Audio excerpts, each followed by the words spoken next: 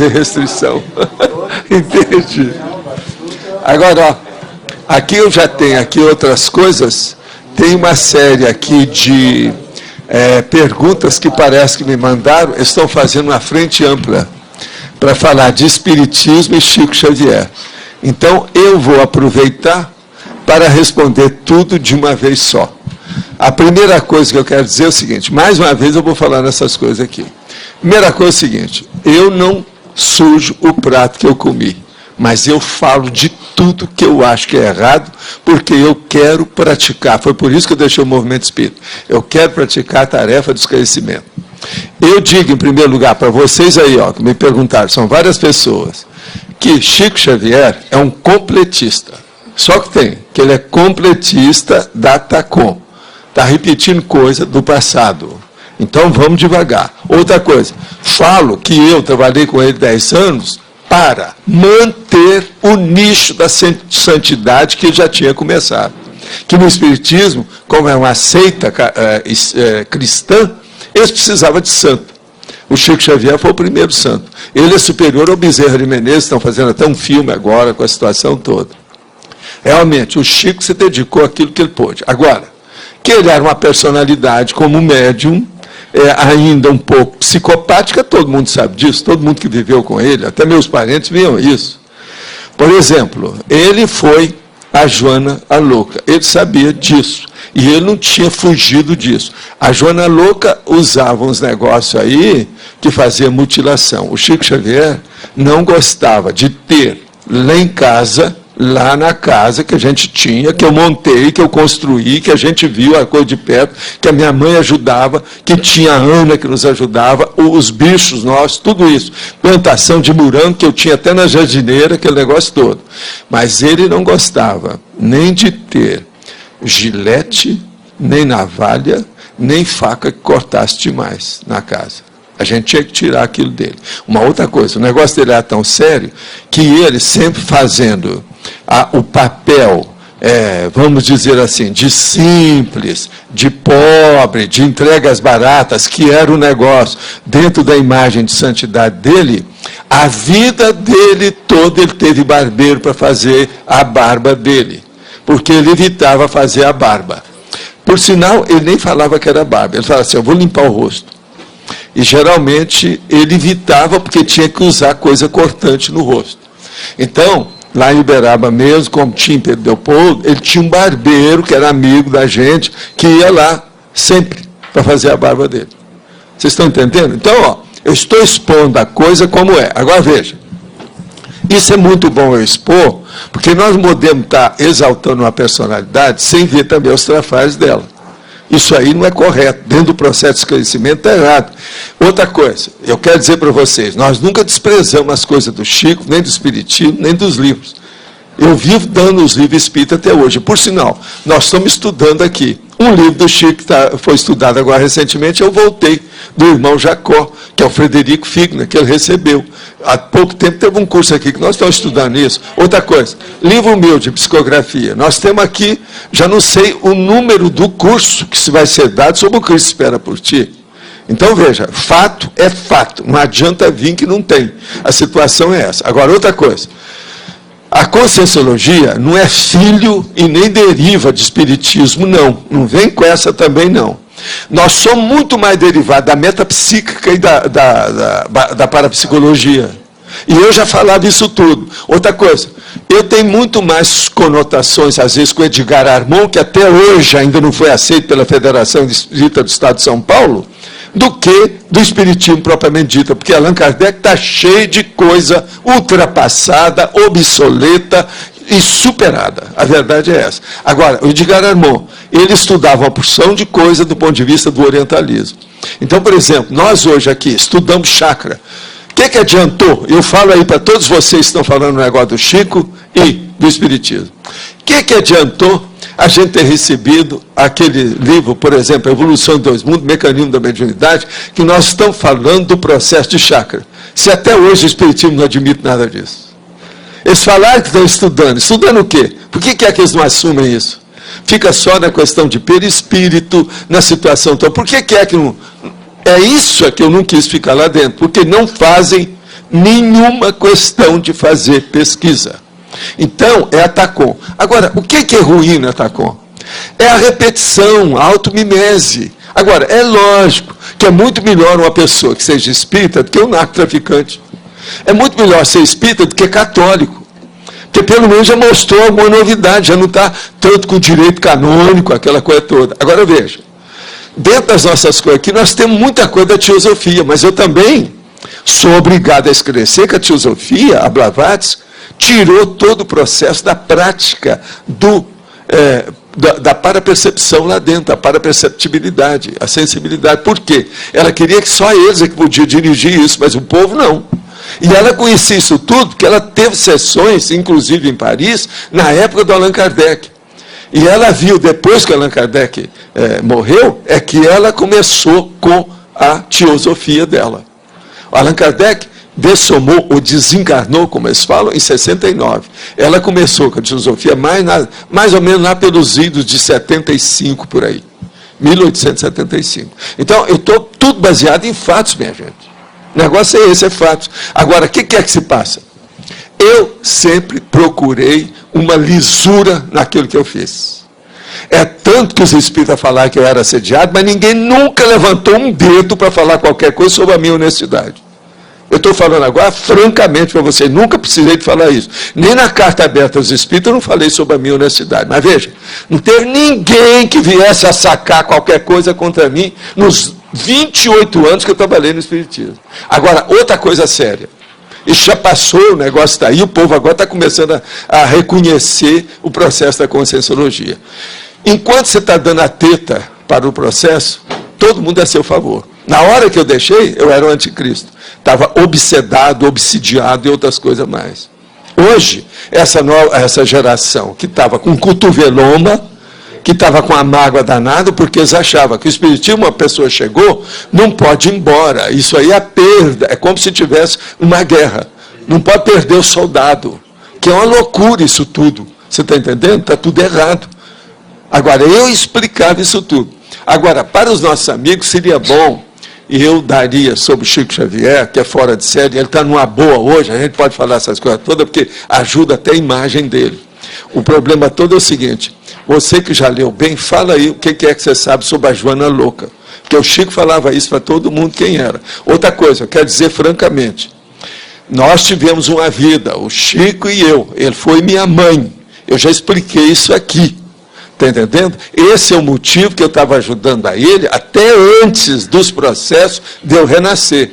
E ele sabia disso tudo. O Emmanuel, que depois pegou o lugar lá que eu estava com ele antes, ele esteve perturbado durante uma boa temporada nos anos 20, a situação era precária, a gente segurou essa barra do lado de lá e depois eu vim segurar aqui. Quando ele teve o escândalo, principalmente devido ao sobrinho dele, foi aí que eu entrei no movimento espírita do lado dele para ajudá-lo. Agora, a intenção foi essa. E ninguém vai dizer, porque eu não obtive tanto, vamos dizer, vantagem nessa história, pelo contrário. Perdi um monte de amigo quando eu levei ele para Uberaba, porque os espíritas estavam tudo com cotoveloma, uns com os outros. Então, aquilo era um problema. Deixei uma porção das obras que eu atingia em Uberaba para fazer a comunhão espírita cristã e começar a trabalhar com 20 departamentos lá dentro.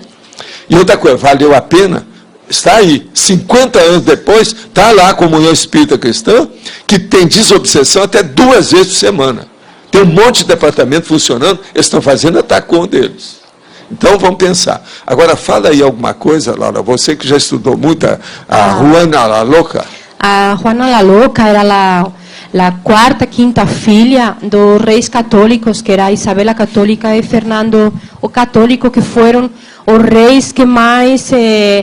foram os reis que colocaram o catolicismo mesmo na Espanha. Eles mandaram matar todos os judeus, todos os árabes, fizeram assim uma limpada geral em toda a Espanha.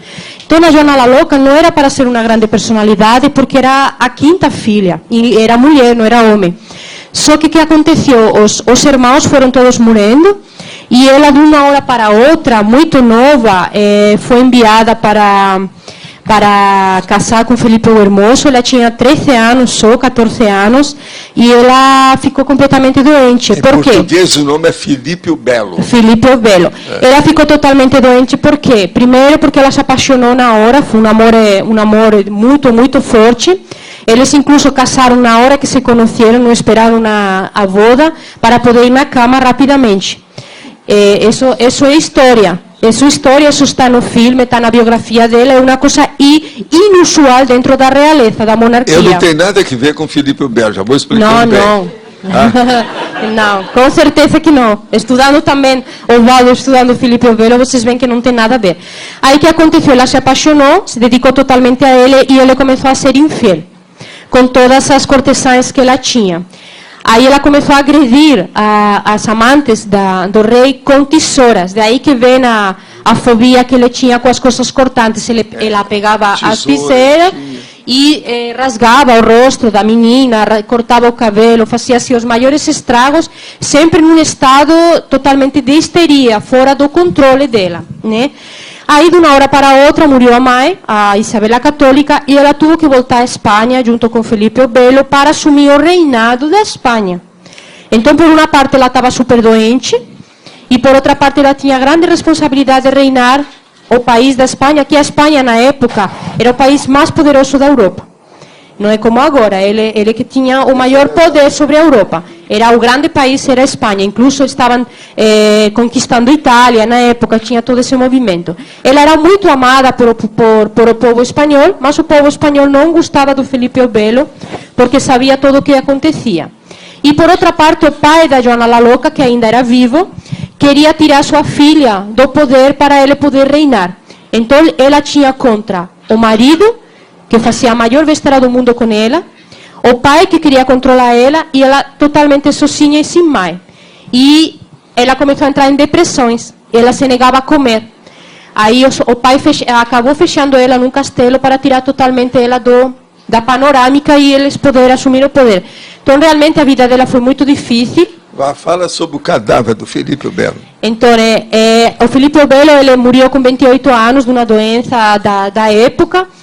Ela não queria enterrar o Felipe o Belo. Ela ficou besando o corpo dele, que estava todo praticamente desintegrado, porque a doença era daquelas que saía pus por todo o corpo, tudo mais. Ela besava aquele cadáver o tempo todo. Ela viajou toda grávida da sua última filha, que era a Catalina de Aragão, grávida. Viajava por Granada, que era inverno, então o frio, era neve, era frio, em umas condições terríveis. Ela levava todo o povo dela junto, o povo não aguentava, morria do frio, ela aguentava firme, grávida, com aquele cadáver. E o cadáver junto. Junto. E ela não deixava, ela não dormia à noite para fazer guarda no cadáver. Ela era a própria guardiana do cadáver. Ela não deixava que nenhuma mulher ficasse perto do cadáver do Felipe, do Belo. Você está entendendo? Ela não dormia e ficava guardando isso aquele cadáver. É loucura mesmo. Aí que ela foi reconhecida como Joana la Louca o tempo todo. Até agora tem filme dela. A Espanha toda coloca a imagem dela como uma coisa assim diferente, mas o povo gosta da história da Joana la Louca porque é paixão. E a Espanha gosta de paixão e de emoção. Então, ainda hoje... Também da monarquia. Também. Né? Ainda hoje coloca. Mas, realmente, falando claro, ela foi uma pessoa super doente, totalmente fora da realidade, muito carente. E, estudando a Joana la Louca, realmente, se o próprio Chico Xavier admitiu que ele era essa personalidade, realmente a vida dele não era assim para uma vida para outra mudar tudo. Era muita coisa que ele tinha que... Não é tanto tempo assim. Vocês sabem que o temperamento custa mudar. Ele sabia disso, mas ele, teve uma vida positiva, muito positiva. A Joana la Louca, ela morreu no 1555 e ela nasceu no 1472, se eu não estou errada. Teria que verificar, o 79. Você quer falar alguma coisa? Cadê o microfone? Não, era só para dar inserção histórica, da época histórica. Quer dizer, foi um pouco antes da descoberta do Brasil. Foi o final de 1400, meados de 1500. E ela durou muito tempo, porque uma mulher legal na idade dela, Na época era praticamente impossível. Agora, gente, os últimos anos que ela ficou fechada no castelo, que foram mais de 30 anos, tem assim novas descobertas sobre a biografia dela que falam que ela incluso era torturada. Porque o Fernando Católico, o pai dela, colocou um homem para cuidar dela e o homem torturava ela. Então... E outra coisa, o Chico Xavier também foi, em parte, torturado na infância dele por uma parenta. Então, todo mundo sabe disso, está na biografia dele, eu sei dessa história toda. Enfiava até garfo na barriga dele. Agora, ó, tudo é gente do passado, lá da Espanha. Valdo, eles faziam a turma de Pedro Leopoldo em torno lá de Belo Horizonte. Com a Joana Louca faziam isso. Pois é. Mas ele passou por isso. Agora, outra coisa que é bom a gente falar. A vida do Chico Xavier, no fundo, foi uma redenção para ele. Isso ajudou muito. Ele agora tem outro nível. Mas agora, o que se passa? Ele não conseguiu segurar a barra da questão do corpo dele. Ele tinha tendência de homossexualidade, que não segurava. Agora, tem uma coisa séria nisso tudo e na sexualidade dele. Ele era pícnico, quer dizer, retaco, quer dizer, macroesplâncnico, e ele era suprarrenálico. Agora, era um macrosoma que foi dado para ele poder superar. Por isso que ele viveu tanto tempo.